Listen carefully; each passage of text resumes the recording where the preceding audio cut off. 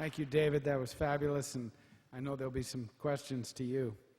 And now it's my pleasure to welcome and introduce 4 innovative legislators from Washington State, and to invite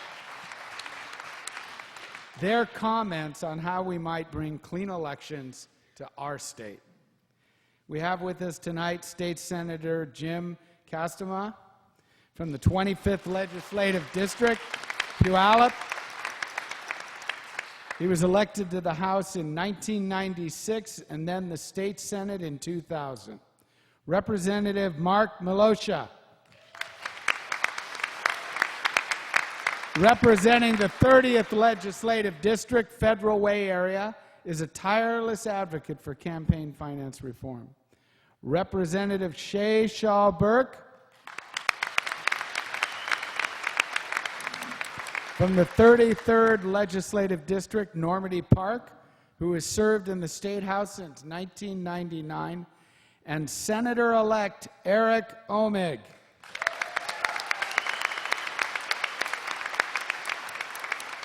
From the 45th Legislative District, Kirkland, elected to our State Senate this past November. Senators and representatives, perhaps we can take some comments from each of you, and then we'll open it up to the questions from the audience. Senator Castema, would you like to go first, please? Thank you, Ken. The comments this evening are extremely encouraging. This audience is by far the largest audience I've addressed on this particular issue. And I think that, they're very telling. And I would say this, that in my 10 years of being in the legislature, of which I was in the House for 4 and I've been a senator now for 6, if there's one legacy that I could leave that, again, cuts across all issues and deals with the systemic problems that we have in politics, it would be campaign finance reform. And I encourage you, because I have to tell you, I once chaired the Government Operations and Elections Committee. I've now moved on to the Economic Development Committee. But in those committee hearings, other than John and maybe a couple of other individuals, it's been lonely. There have not been that many people advocating in my committee for public financing of campaigns. Let me in on a few secrets, though. Most of my colleagues are not bad. The Republicans are Democrats, and over 10 years I know all of them fairly personal, or at least most of them. And I can tell you to a person, most of them believe they're doing the right thing. But they're in a system that requires them to make compromises so they can do the right thing. And those compromises add up, and to the point where I do not think they any longer see exactly from more of a, what you call a super-ego perspective of what exactly is taking place. And I think the ideal in this whole thing that we should be aiming for is not that we advocate one particular ideology or agenda, but instead that our goal should be that we have representatives think to themselves, how do I best represent the wisdom of my constituents? And that should be our ideal, and that is a republic democracy that we should be aiming for. And I believe this is a step in the right direction. Thank you. Representative Milosha. I just wanted to second some of David's comments. We all need your help. The system we have in Washington is broken. I see the temptations, I hear the temptations every single week as an elected official from people. And the temptations are hard to resist. When people say that money doesn't influence the political process, they're wrong.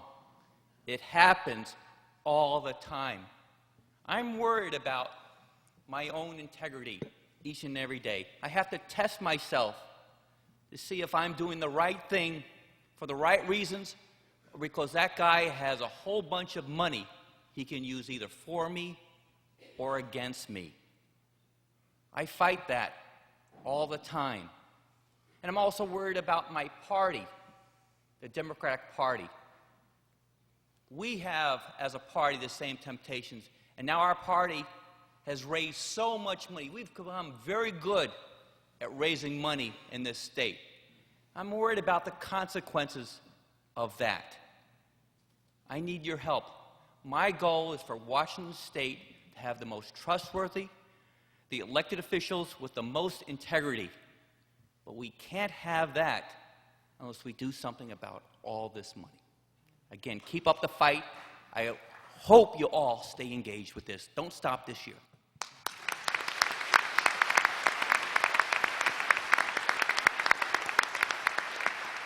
Representative Schallberg.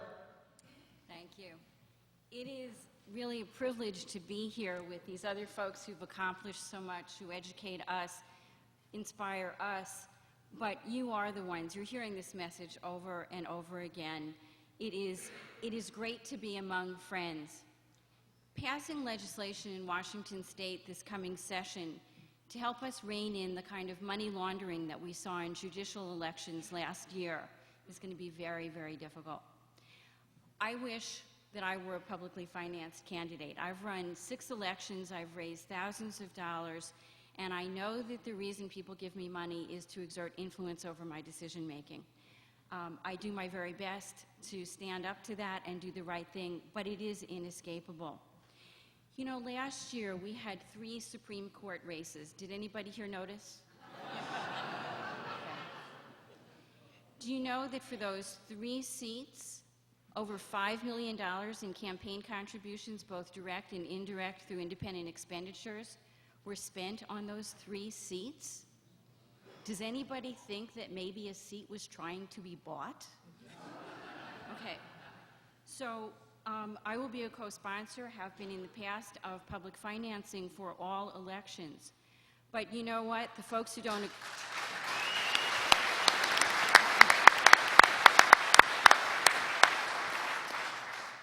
But the folks who don't agree with us aren't here tonight. And they will be in Olympia. Last year's Supreme Court races brought a sense of urgency to me, which is why the legislation that I will be bringing forward next week focuses purely on elections for Supreme Court and appellate court seats. You all remember when you were taking civics in high school, remember that triangle of government? Right? You have the executive, and I want to acknowledge, by the way, that the executive branch is represented here tonight, and I want to thank the great leadership of our governor, because she has publicly stated her support for public financing of judicial races.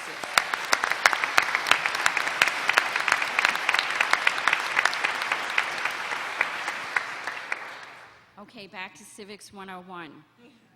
So we've got the executive branch over here, which makes the laws work. We've got the legislative branch over here, which makes the laws. And then whenever anybody disagrees or has a fight and goes to court, who actually interprets the laws? It's our judiciary. If we have a judiciary that is bought and sold, hook, line, and sinker to any special interest, be it business, labor, Republican, or Democrat, then I don't know, and none of you can know, that when you go to court, that justice will actually be done. Think about it. You go to court, your case is heard in front of a judge, and you learn that the judge received a $10,000 contribution from the opposing attorney's law firm. Last year, one of the folks running for the Supreme Court raised several $100,000 in direct contributions. He raised several $1 million in indirect contributions from special interests. So this year I'll be proposing legislation that publicly finances those races, but we don't think we can stop at public financing alone. We also have to stem the tide of special interest money coming in through all of those electioneering activities, those TV ads that you saw, where there were actual smear tactics of incumbent and sitting justices. And I think there's a tremendous sense of urgency here. If we don't succeed here, I think the value of your votes for your governor and your legislature are much diminished, because when things get to the Supreme Court, they may already be prejudged. So I look forward so much to the grassroots support of groups like yours But I have one more request of you that hasn't been mentioned. When you go home, look in your address books. Think about your families. Who doesn't agree with you? Sit down and talk to them, because this solution has to be a bipartisan one, and right now this is a bitter, divisive, partisan fight, so we need your help, and thank you.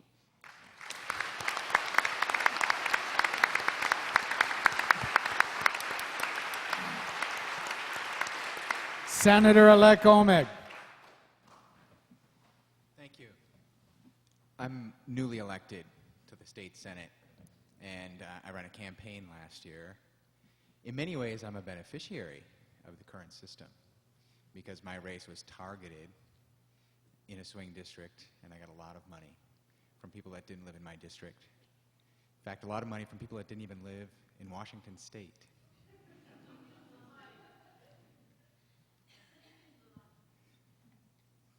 Perhaps we can, is that a little better?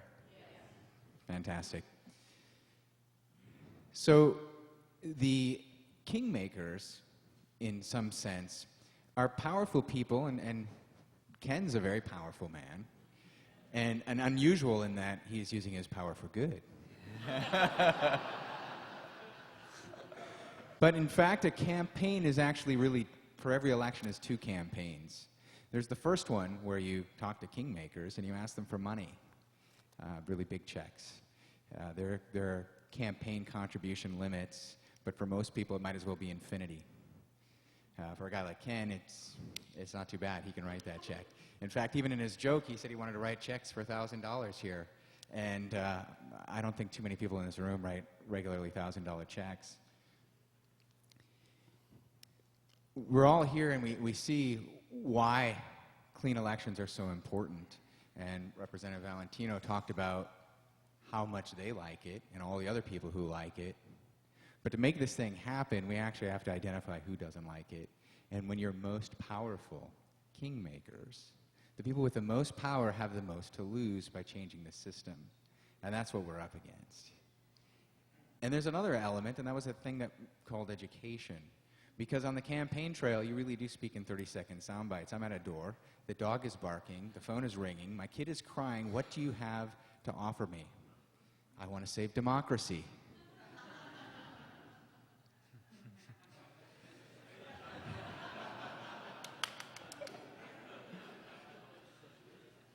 State Senator Abelzer here talks about how he is talking to constituents, and they're the first people that he goes to.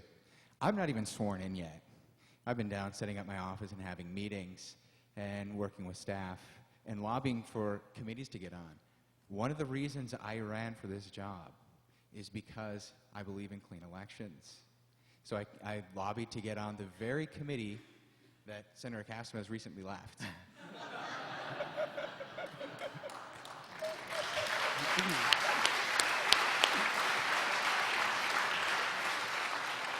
Eric, if I would have known you would have been on it, I would have made a different decision. As an incoming freshman, I'm honored to have earned also a vice chair position on that and working with the chair this week. She said, you know what? I see this as a big, passionate issue to you. I'm going to let word out you own elections.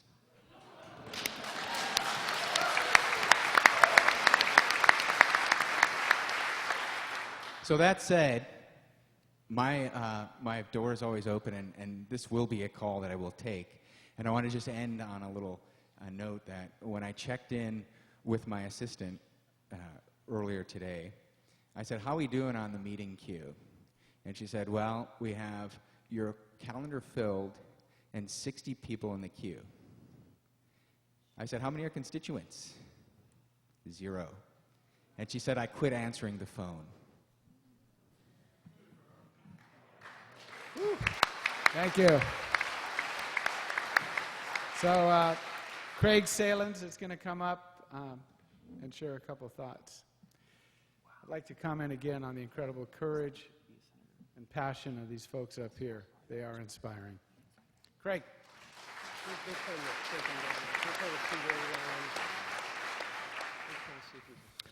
Thanks, everybody, for coming. You know, there was a famous lion tamer, and he would go in the ring day after day in the circus, and he would just work with those lions, and everybody thought he was so brave and everything. One morning, the circus was kind of waking up, and some of the circus hands saw him running out of his tent, and I don't even think he had all of his clothes on. He was running away from something, and somebody stopped him and said, "Hey, Fernando, what are you running away from?" He said, "There's bees in my tent." "Yeah, but you're a lion tamer. What are you talking about? I mean, you fight lions. You're afraid of a few little bees?" You know what he said? "They're organized."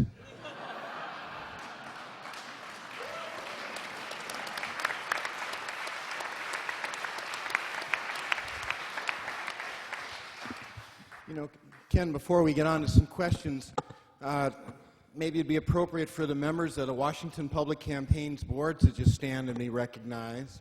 All of you in the audience who are board members.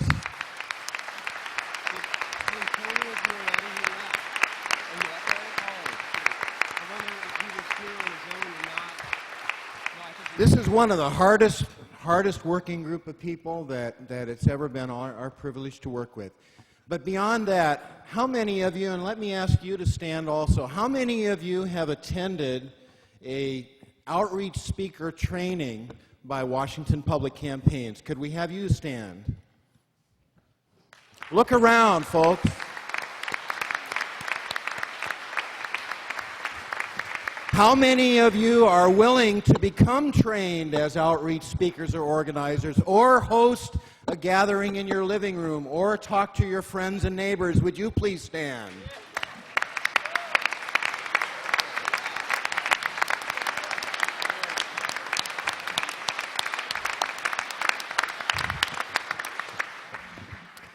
You folks, we can do this. We were issued a challenge by some of our legislators, you know, the ones that we really support, and they said, if we can produce little steering committees in every legislative district of the state, and then we can broaden our mailing list to include dozens, hundreds of people in every legislative district in the state, we can make this happen. It may happen this year, it may not happen this year, but it will not happen unless we become like the bees instead of the lions. We've got to get organized. If you have not visited the table downstairs where we are signing people up to become organized, please do. If you want to know who is the leaders in your particular legislative district so far, where's Matt? Where's Matt Hedman? Matt? Matt, he's our field organizer on staff. We don't have enough money to pay him, but he's on our staff. Folks, we're going to make this happen. Thank you for coming. Ken, thank you for chairing. Let's be bees. Thank you. You know, I got to share a real quick story before we go to the questions. It was right here a handful of years ago that the first meeting, the first big public meeting for an organization called ACT was held. And I chaired it, and we organized it here. And it was after Ellen Malcolm, and Harold Ickes, very, very wonderful people, had come to Seattle and had brought a group of us together at the Rainier Club to talk about changing the course of the nation and what we were going to do about the issues in America and in the White House. And they had their graphs and their charts, and of course, at the end of the day, it was money. And even though there was all these fabulous underpinnings of democracy and freedom and progressiveness, it was about the money. And so they said, we got to have a big event. And I said, okay, let's do it at Town Hall. And I stood up here, and this was at a dark, dark time. We're starting to see a little light now. And there was a lot of folks here. And we talked about what we needed to reclaim our country and take her back. And then after the event, there was a lot of excitement and energy, you know. And then when ACT came back and came to see me, you know, I was telling them about all the people who'd left their phone numbers and wanted to be involved. But even these wonderful people, Ellen and Harold, it was all about the money. And there weren't enough avenues for all the wonderful people to get involved who wanted to get involved for what this democracy is about. It was about the checks, even though our cause was so righteous. This time, it's not that way. This time, you are empowered. This time, there is no answer but the answer of our collective energy to change this system to what she ought to be. And that is exciting. And so we're going to get to the questions now, and a couple of them are directed to particular people. And I'll start with a couple of those. First to you, Linda. Under the clean elections, does the cost of elections go up or down? And then there's a follow-up. As more candidates opt into clean elections, will the amount paid to them decline? Actually, what's happened since I mentioned in 2000, 33% of the candidates ran under the clean election. What happens under matching funds? The traditional candidates are spending more money, so there were actually more matching funds in 2000 than there were in 2006, with 83% of your candidates running under clean elections. Because if you have a clean election candidate running against a clean election candidate, then your matching funds aren't coming in unless you have independent expenditures for the party. Lots of the clean election candidates, myself included, tell our parties, don't run these expenses. I don't want them being run against us. And so a lot of these don't come into play. Our average is $2.25 per person per year in the state of Maine on a 4-year election cycle. That's 1 gubernatorial election and 2 legislative cycles on that. So actually, clean elections is pretty much leveled out. We've done it in 6 years now, and 83%. I compare it to unemployment. You're never going to get unemployment down to 0%. There's always a certain amount of people that aren't going to be employable. Same thing with clean elections. You're probably not going to get 100%. It depends now. Most of the candidates all want to run under the clean elections candidate. You may have a couple of incidents where people decide to run traditional only because they have a candidate that's in a tough seat and they're running traditionally and unfunded. So we've found actually the cost of our campaigns have gone down on the campaigns because we're not in that competitive mode thinking we always have to keep raising a little bit more and a little bit more. We know what we have to spend. So actually the entire cost of the campaigns have gone down because we're not spending that money to be raising money. Okay. And Ed, have candidates elected with clean money been able to push more controversial legislation than traditional candidates? Yeah, absolutely. I used an example. In Arizona, we have, and I'm sure in Washington, this pretty disgusting mechanism of payday lending and predatory lending. And we are disgusted by what's going on in Arizona. And there's a handful of legislators, Republican and Democrat, all of them publicly financed candidates that are proposing legislation to get rid of it. Now, unfortunately, it's being blocked by the traditionally financed candidates who, you've guessed it, receive their money from payday lending lobbyists. And there's a lot of money in Arizona. So we're the ones that are taking the fight against these payday lenders in Arizona. That's a perfect example of the difference between me not depending on a lobbyist that receives money from payday lenders and able to actually do what the public wants, which is get rid of these really negative institutions in our cities. Okay. And this is these questions, the beginning ones, are mainly for those who've had experience with this. Have clean elections had much impact on independent expenditures or PACs? Yeah, one of the things that, the concern I'm hearing from everyone that I talk to in Washington is what's going to happen with the independent expenditures. I mean, we go back to the judicial race, Shay, and what's happening there.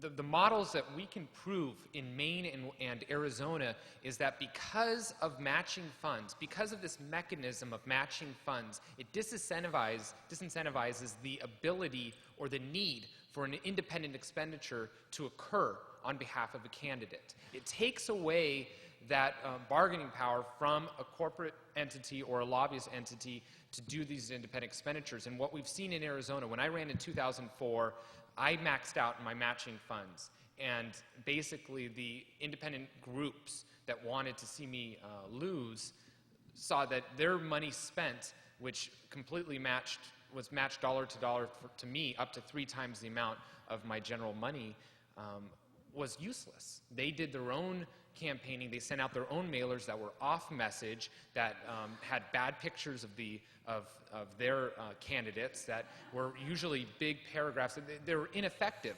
But yet, they spent $10,000. I received $10,000, and I was able to, beyond message, to use this great, beautiful picture of myself and send it off to citizens, and my mailers were much more effective. So the second time around, 2006, one independent expenditure occurred in my district, and that was by I already forgot their name again. For some reason, I blanked them. The border group, anyways, Arizona Borders. Minutemen. We have Minutemen in Arizona. I don't know if you know what they are. And the Minutemen spent $4,000, and in reality, it actually hurt my opponent, because they came out and said, don't vote for Ed Ablisser or David Shapira. They're not true Americans. They don't support, getting true immigration reform. Support Laura Canapra because she wants to round up every Mexican and send them back to Mexico. Well, half my district is Latino, and so they shot themselves in the foot, and I received $4,000 on top of it. All right. So, what effect has clean elections had on parties other than Democrat or Republican? Has there been an effect? Well, in the state of Maine, there are three recognized parties: the Democrat, the Republican, and the Green Independent Party in the state of Maine. Actually, the Green Independent Party has fielded a lot of candidates. Portland is the largest city in Maine, and Green candidates are fielded in most of the elections there. You have a three-way race on it. So it has also enabled the smaller parties to get onto the ballot, and those would be the only three parties. The Democrats and the Republicans are basically in control. The Greens are probably 5%. That's what's needed to stay on the ballot. I will add one other thing. I do know in Vermont that the Progressive Party there has been a beneficiary of public financing for, I believe, the gubernatorial and the lieutenant gubernatorial races in the last couple of elections. Okay. And David, this is for you. Should the doctrine that money enjoys First Amendment guarantees be changed? I go back and forth on this question, and I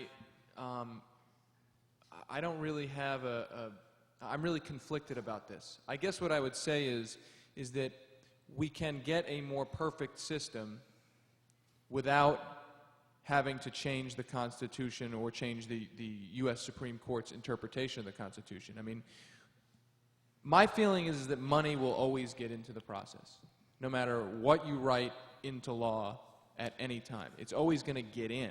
The question is to limit it as much as you can, or at least when it gets in, make sure it gets in fairly. And I think that public financing gives us a way to not fight necessarily more pie-in-the-sky fights to change the U.S. Supreme Court's interpretation of the Constitution, and gives us a way, if it's done smartly, a way to essentially play around them. You can go right around them with public financing, and I think that's a really important thing. I mean, there was another thing that happened down in Humboldt County in California. They took a U.S. Supreme Court decision and ran a ballot initiative using the U.S. Supreme Court's language about who can contribute or who should be able to contribute and who shouldn't. And it's a very controversial move they made. But I guess my point is that the more we're willing to play within the confines of things that are 30 or 40 years off, potentially, changing a Supreme Court definition, and the more we find ways to actually go at the problem without setting ourselves up for a half-century fight, I think the better. And I think this one, especially since we have other states that have already done it, is a real way to go. In connection with that question, isn't resurrection of the Fairness in Broadcasting Act necessary as part of clean elections? Well, that's a very good point. And here's a very interesting thing. The major criticism of public financing is its cost, right? It's money for politicians. Okay. Well, how do you make this system cheaper? Well, if you force the broadcasters to offer reduced rate or free airtime, then the system becomes that much cheaper, especially for campaigns that use television. Now, unfortunately, that requires an act of Congress. I mean, these airwaves are the public's. We ask for nothing when we give these television stations an FCC license. We can very easily require, as part of the airwaves that we lease to these companies, for them to provide reduced rate or free airtime to candidates. And that gets to the question of, after your legislature closes, what you're saying and talking to about with your members of Congress. You have I forget how many members of Congress, House members and senators, but there's a decent amount of those. Sure as hell a lot more than we have in Montana. So when your legislature closes, this fight doesn't end. You've got Congress people to talk to. All right, this I think goes kind of to our local group. Why not do it by initiative, or citizen or legislative? Why not? Well, I think that may have to be that may well be the option that we face in Washington State. You have to understand that in the legislature, we are the ones who have benefited by this system. And I think that, again, it gets back to my comment. My colleagues do not view themselves as being bad individuals. They, in fact, think they're doing an excellent job of representing their constituents. And if you ask them, and this is the irony of it all, if you ask them, they say that those contributions make no difference at all. Some of the people who have said that, behind the scenes, I will say that it's probably fairly well known that, in fact, they do remember names, and those contributions do, in fact, make a difference. I think, however, what I've experienced and what I have seen in Arizona and Maine, and this is what I'd like to impart on my colleagues, is that I've seen those people who are incumbents feel free after they, in fact, engage with public financing of campaigns. They can't say it now because, to be very honest, when I run for office, I have to raise $200,000, at least $200,000 to run. And I may have to raise this next time $300,000 or more, and my opponent always spends more than I do.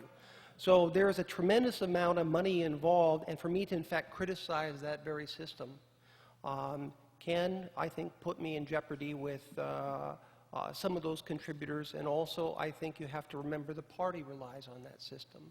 So, well, that's okay. I see I'm being on television, so I think the secret's out. But I guess I would like to play to the better nature of my colleagues, and I also would believe this, and this is another reason that there may be some hesitancy, is this creates competitors. Now, I come from a very competitive legislative district, but there are districts out there where nobody runs. In fact, when they redistrict in Washington State, unfortunately, that needs work too, because it's a very political process.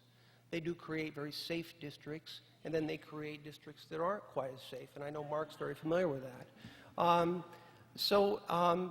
The thought of competition is not something that is on a conscious level, I think, but on a subconscious level, it's probably there. I think it's invigorating. I think competition is good for the political process. I think opening it up to young people, I look at young people sometimes and I'd say, they're very hard to take me on. I've been around 10 years. I've got name familiarity. Even people who don't like me contribute to my campaign. And so it makes it very difficult for the challengers, and I don't think that should be what happens. I think that there should be more debates. People should not spend their time dialing for dollars, which we all do. And in fact, I spend so much time, it's a very regiment that I go through in the mornings where I place these phone calls. That's not right. Time I have should be out in the street talking to constituents, and that is what we should encourage in the political process, is that contact. I think public financing, especially the point that you have to go out and get small contributions, that encourages the very action that you want, to go out and see constituents in your district and average people who can give you the funds. So I think that there are some roadblocks in the legislature to this, and it may well come to an initiative. And I don't want to speak too much. I obviously have a lot to say on this issue, but You know, in these other states, I think that, and I'd like to hear what they have to say, they have had probably an incident of corruption. Something very blatant that has shocked the public into saying, we have to pass something. The irony is that the old frog, you know, in the water, how it boils, is I have to tell you, if you were in a time machine, you went back and then you came here to the future, but I would say that we're that frog and it is boiling. We just don't realize it. We've become very acclimated to the system the way that it is. And again, in a representative democracy, that is our ideal, is to get that. We need to push for these types of programs. So it's going to be very difficult if we go to an initiative. I have to tell you that. But I think it may well be what happens. And what about the importance of public financing for initiatives? How about using public financing for initiatives, not just for candidates? Is that feasible? Well, I have to tell you. Is that done in either one of your states? No. No. So do you have initiatives? Yes. But those are not used with public funds. And I would, as a former chair of the committee, and Eric's now taking over elections, but I handled that issue. You know, the initiative process has been corrupted in Washington State, too. It is a way, I guess the secret's out on that. It's been used by special interests to go out and pay signature gatherers to bypass the legislature. And I think the initiative process should be preserved for what it was intended, a groundswell from the populace. Because of the intransigence or whatever in the legislature, it has to be that. And I'm not so sure I would be necessarily looking for public financing of that. I'll have to think about it. I've never really heard the suggestion. All right. David, in your opinion, why doesn't the National Democratic Party get behind public financing? And do you see any momentum for public funding in federal elections? Well, I think it's the problem that's been laid out here. I mean, these are people who have come up in a system. They have mastered the system with which they are in, and it's asking them to essentially give up that mastery. You know, the metaphor I used is, you know, it's like asking Pele to suddenly play basketball, right? I mean, he was the master of soccer. He's not going to look too kindly on you telling him he should be playing basketball or baseball. So that's really what's going on. And I also think, and I just think it has to be said, is that there are very powerful elements of the Democratic Party who have not only mastered the situation for themselves, but don't want public financing because they don't want to represent regular people. I mean, that's just a fact. I learned that, and it was a very disillusioning lesson for me when I worked on Capitol Hill. I learned that very, very quickly. And so I think that that's not to say that there aren't Democrats in Congress who are pushing public financing. There are. There's a number of them. There's been a number of public financing bills. But I have to say that until enough states pass this, it is not going to come out of the current Congress. It just isn't. I mean, I was on a conference call at one point with a bunch of reporters and with one lawmaker, and she was asked about this, and she's a very good lawmaker. And she said, yeah, we're going to do lobbying and ethics reform. And somebody said, well, what about public financing of elections? And she said, that's not even on the radar. That's not even on the radar. And she was being honest. And she's a good progressive. And she's, by the way, she supports public financing. But understand that it's not even being discussed in any way, shape, or form in a real sense in terms of passage in the Congress. And that means it's going to come from the states. Okay. Ladies and gentlemen, we live in a country where we are told we can recognize our heroes by their uniforms. And I would submit to you that the men and women who serve in the military, regardless of our opinion about where they are asked to serve with great courage and dignity and honor by the thousands, by the hundreds of thousands, through the years to preserve our rights, and they are heroes.